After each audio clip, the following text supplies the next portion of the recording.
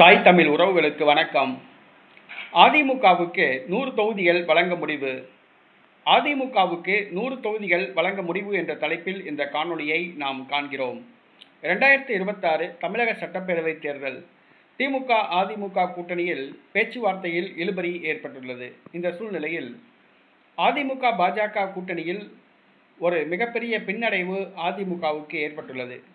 தமிழக வெற்றிக் கழகத்தை கூட்டணியில் சேர்க்க வேண்டும் என்று அமித்ஷா பிடிவாதமாக உள்ளார். தமிழக வெற்றிக் கழகம் பாரதிய ஜனதா கட்சியுடன் பேச்சுவார்த்தை நடத்தி வருகிறது. 40 தொகுதிகள் தர அமித்ஷா முன்வந்தார்.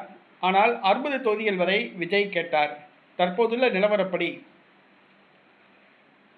பாரதிய ஜனதா கட்சியும் பாட்டாளி மக்கள் கட்சியும் 50 தொகுதிகள் போட்டியிட முடிவு செய்துள்ளன. விஜய்க்கு 50 தொகுதிகள் வழங்க முடிவு செய்யப்பட்டுள்ளது. 34 தொகுதிகள் உதிரி கட்சிகளுக்கு வழங்க முடிவு செய்யப்பட்டுள்ளது. அதிமுகவுக்கு 100 தொகுதிகள் வழங்க பாஜக முடிவு செய்துள்ளது. இது அதிமுகவுக்கு மிகப்பெரிய அதிர்ச்சியை கொடுத்துள்ளது. அதிமுக இந்த கூட்டணியில் மேஜர் பார்ட்னர். அதிமுக பார்த்துதான் மற்ற கட்சிகளுக்கு தொகுதிகள் பிரித்து கொடுக்க வேண்டும்.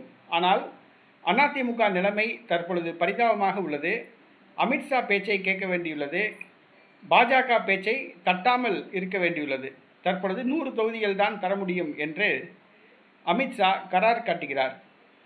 100 தொகுதிகளை பெற்றால் கண்டிப்பாக கூட்டணி ஆட்சி அமையும் என்கிற எண்ணத்தில் அமித்ஷா இந்த முயற்சியை எடுத்துள்ளார். நடிகர் விஜயை கூட்டணிக்கு கொண்டு வருவதன் மூலமாக வெற்றி பெற்றாலும் கூட அதிமுக தனித்து ஆட்சி அமைக்க முடியாத ஒரு சூழ்நிலை ஏற்பட்டுள்ளது. இது எடப்பாடிக்கு மிகப்பெரிய வருத்தத்தை கொடுத்துள்ளது. எடப்பாடி அனைத்தையும் கண்காணித்து கொண்டிருக்கிறார்.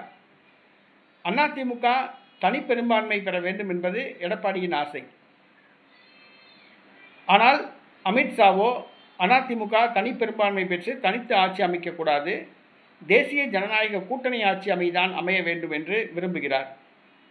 ஆக தற்பொழுது அமித்ஷா கணக்குப்படி அதிமுகவுக்கு 100 தொகுதிகள் வழங்க கூட்டணியில் முடிவு செய்யப்பட்டுள்ளது.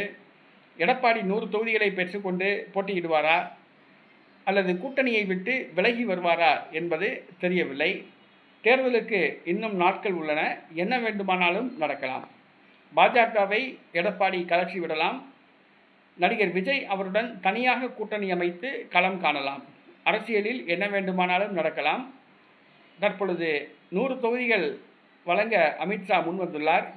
அதை ஏற்க மனமில்லாமல் அரசியலில் காய் நகர்த்தி வருகிறார் எடப்பாடி பழனிசாமி.